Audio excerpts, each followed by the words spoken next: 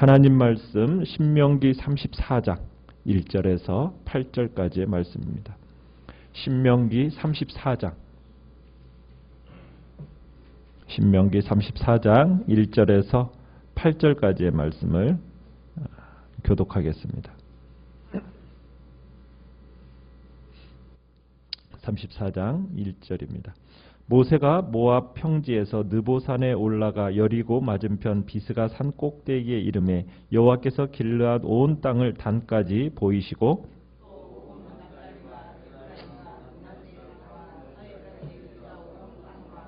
네겝과 종려나무의 성읍 여리고 골짜기 평지를 소알까지 보이시고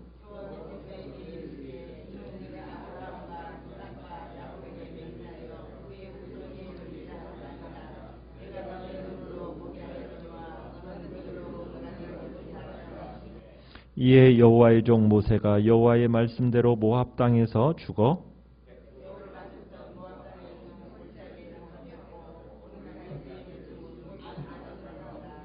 모세가 죽을 때 나이 120세였으나 그의 눈이 흐리지 아니하였고 기력이 쇠하지 아니하였더라. 이스라엘 자손이 모압 평지에서 모세를 위하여 애곡하는 기간이 끝나도록 모세를 위하여 30일을 애곡하니라. 아멘.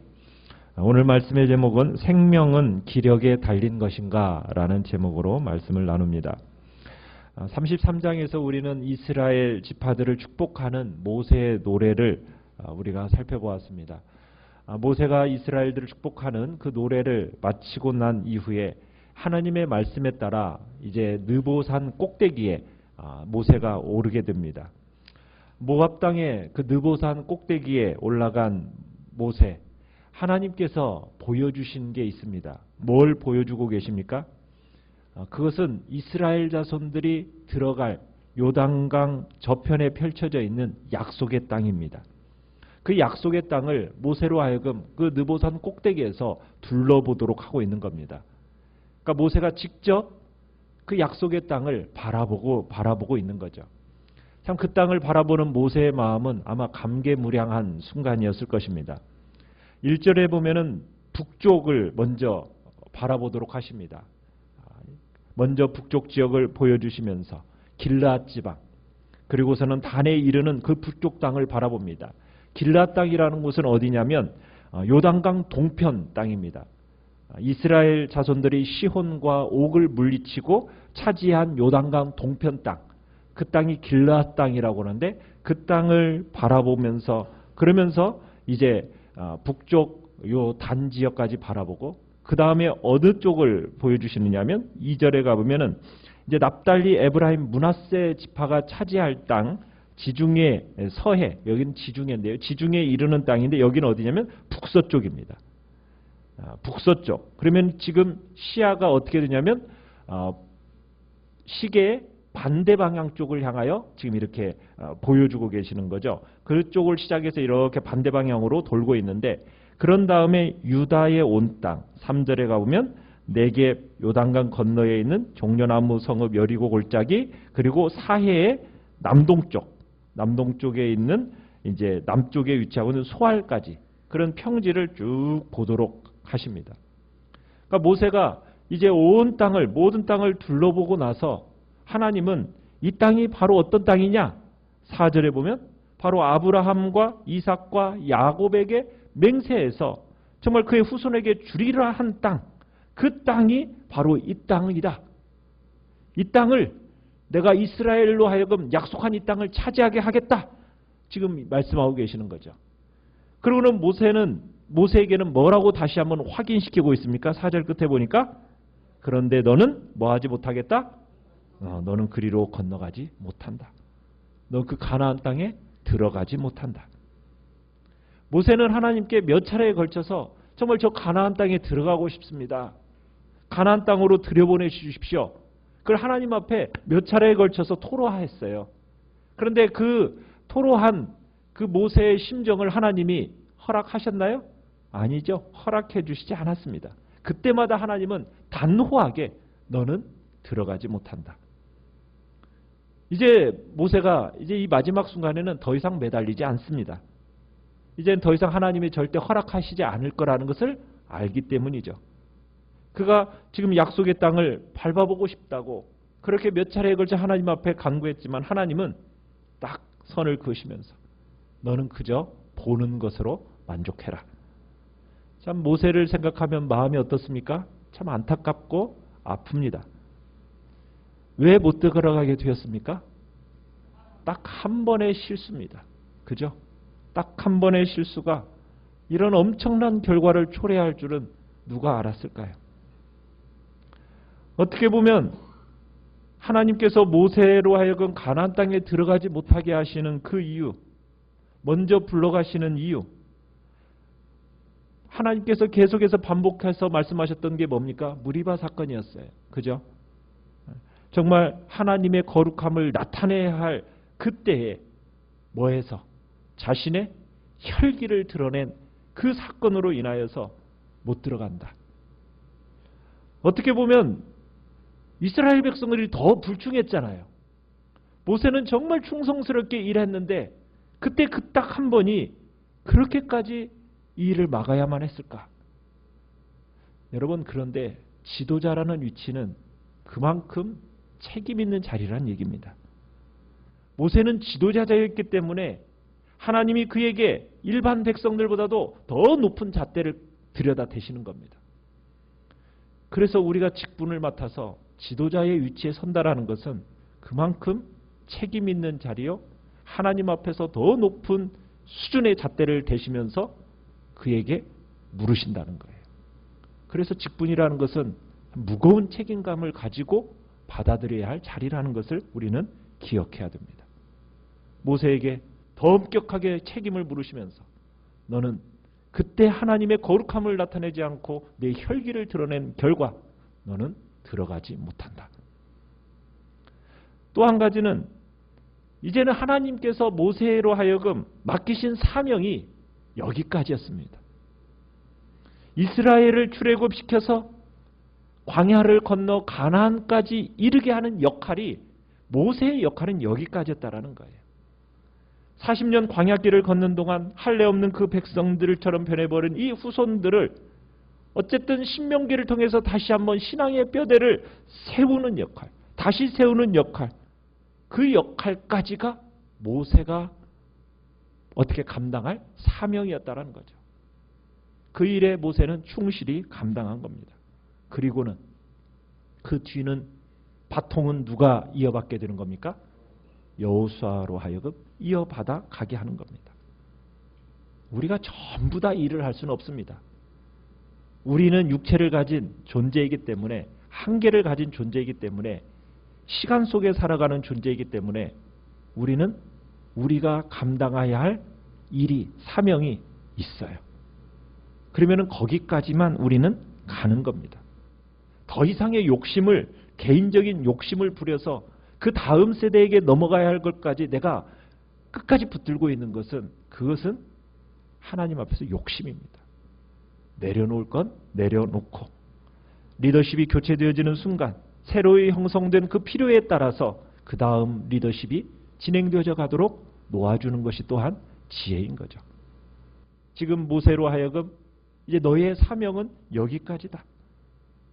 세대가 흐르는 것을 변할 수 없고 그 변하는 것을 너는 막을 수 없기 때문에 이제 너의 욕심은 내려놓고 너의 사명 여기에서 내려놓고 주님 앞에서 이제 너의 가야 할 길을 가고 다음 세대인 여호수아에게 그 리더십을 넘겨줘야 될 것을 지금 말씀하고 계시는 겁니다.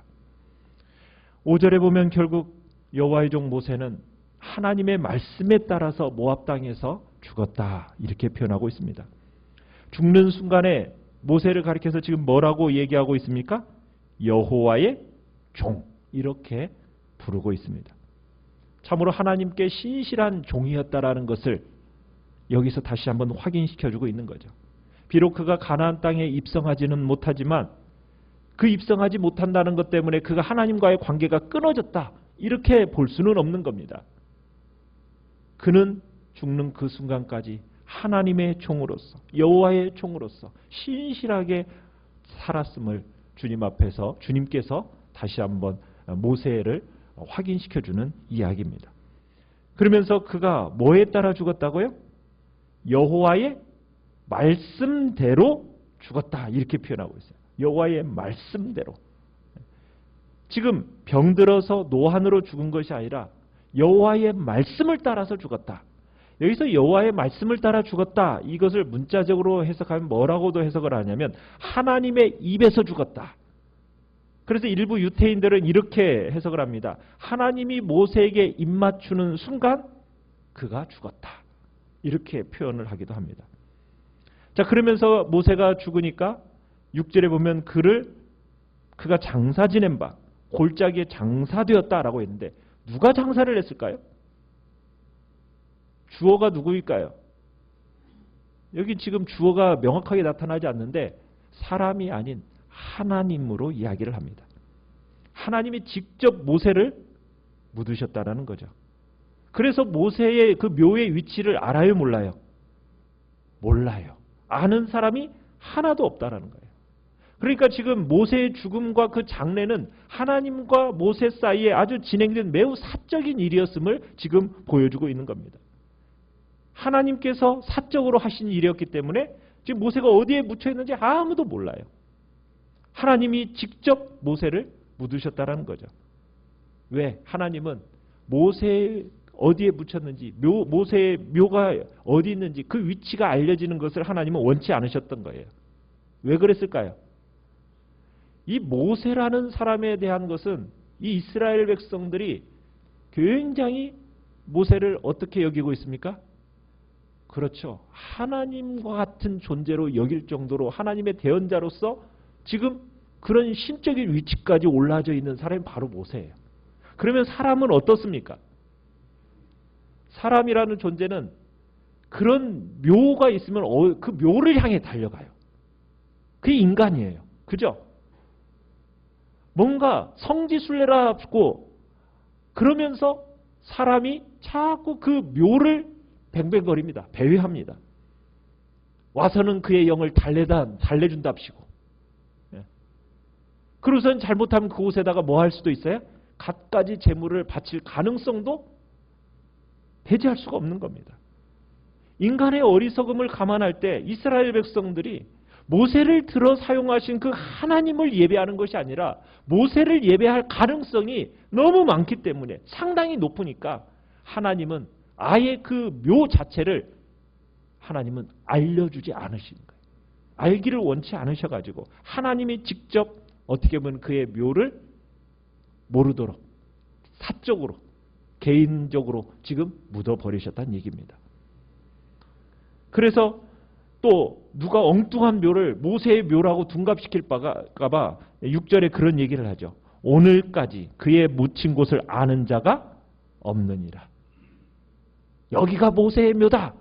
혹시나 이렇게 말할까 봐, 현혹시킬까 봐 아무도 모른다. 더 이상 그런 어리석은 유혹에 빠지지 말라라는 경고성으로 지금 이 이야기를 하고 있는 거죠. 자, 이렇게 모세가 죽은 나이가 몇 살입니까? 120살입니다. 120세에 죽었을 때 그가 어땠다고 얘기하고 있어요. 그의 눈이 흐리지 아니하였고 기력이 쇠하지 않았다. 아직 정정했다는 얘기입니다. 눈빛이 아주 살아있어요. 병들어 죽거나 노안으로 죽은 게 아닙니다. 그것을 강조하고 있는 겁니다. 사람이 늙으면은 눈이 침침해지고 기력이 쇠하고 그리고 거동이 정말 불편한 것이 인간인데 지금 모세는 나이에 비해서 정말 건강함을 유지하고 있었어요. 그런데 모세는 육체적으로만 노쇠 현상을 일으킨 것이 아니라 영적으로도 죽는 날까지 노쇠하지 않았던 것을 보게 됩니다. 그의 영혼이 육체적으로 죽는 그날까지도 생명력이 넘쳐 흘러서 날로 새로워져만 갔다라는 사실을 우리는 확인하게 되는 겁니다. 참 우리가 대개의 경우 나이가 많아지면은 기운이 떨어지면 신앙의 열정이 어떻게 되어가는 것 같습니까? 많은 경우에 떨어지죠. 영적인 능력까지도 쇠하게 되는 것을 많이 보게 됩니다. 여러분 그런데 그것은 정상적인 신앙인의 모습은 아니라는 겁니다. 사람이 늙으면 겉사람은 후패해집니다. 그건 당연한 이치입니다. 신체의 모든 기능들은 이전에 비해서 현격하게 떨어지는 것은 당연한 거예요. 그러나 우리의 속사람은 어떻게 되는 겁니까? 겉사람이 후패함과 속사람도 후패되어져 가는가요? 아니죠. 속사람은 날로 날로 더 어떻게 되어져 가야 돼요? 새로워져 가야 됩니다. 영적인 진보를 이루어야 하는 겁니다. 나이를 먹으면 먹을수록 그리스도인의 모습으로서 그리스도를 닮은 모습, 그 모습에 더욱 가까워진 사람이 되어가야 되는 것이 우리의 그리스도인의 모습이 되어야 되는 겁니다. 영적으로는 더 우리의 자람은 끝이 없거든요. 그런데 그 영적인 자람이 어느 순간에 끝나버립니까? 어떻게 보면은 이 땅에서 우리의 영적인 그 삶에 어떻게 보면 우리를 영적으로 주님 앞에서 준비시켜주는 유일한 날은 이 날이에요. 이 날이에요. 여러분 그것을 기억하면서 우리가 이 땅을 살아가는 동안 생명이 있는 동안 우리는 영적으로 진보를 이뤄나가는 그런 복된 자리를 끝없이 우리는 사모하며 살아가야 됩니다. 우리는 지금 아주 중요한 역사의 무대 위에 서 있습니다. 하나님께서는 우리에게 한정된 시간을 주셨습니다. 그 기간 동안 우리가 해야 할 일들 하나님은 알게 하십니다. 모든 사람은 하나님께서 허락한 시간이 다하면 연극 무대에서 배우가 역할을 마치고 퇴장하듯이 우리는 모든 사람들은 그 역사 속에서 다 퇴장해야 합니다. 우리가 생각해야 할 것은 뭘까요? 그 후의 일입니다. 나는 과연 어떤 흔적을 남기고 퇴장할 것인가? 여러분 이거 우리 마음에 두어야 합니다. 우리의 인생을 평가하는 자료가 되기 때문입니다. 여러분 이 자료가 훌륭한 것들로 다 메워지기를 간절히 바랍니다. 정말 그것을 원해야 됩니다. 그러기에 우리는 영적인 능력을 소유해야 되고 정말 신앙이라는 것은 겉모양을 어떻게 보면 의복이나 액세서리처럼 여러분 신앙이라는 그렇게 우리가 만들어가는 존재가 아니죠. 어떤 다른 것보다도 우리 안에서부터 새롭게 변화시키는 그 능력에 우리가 초점 맞추며 우리의 신앙생활을 해야 됩니다. 지식이나 권력이나 어떤 그런 다른 능력보다 중요한 게 무엇입니까? 영적인 능력입니다. 하나님의 나라는 말에 있지 않습니다. 뭐에 있습니까? 그죠. 하나님께서 주신 능력을 얼마나 소유하느냐에 있다라는 것. 우리는 기억하면서 정말 주님 앞에서 우리에게 맡겨주신 이 사명 끝까지 잘 감당하시고 하나님 앞에서 평가받을 때 잘하였다 착하고 충성된 종이라고 그는 하나님께 신실한 여호와의 종이었다라는 그런 복된 평가를 받으시면서 정말 하나님 안에서 죽는 그 순간까지 영적인 성숙을 풍성하게 일어나가는 복된 자리에 있기를 간절히 축원합니다. 호흡이 닿는 날까지 주께서 맡겨주신 사명에 충성하는 복된 일꾼으로 세워지시기를 간절히 축원합니다. 오늘 말씀을 생각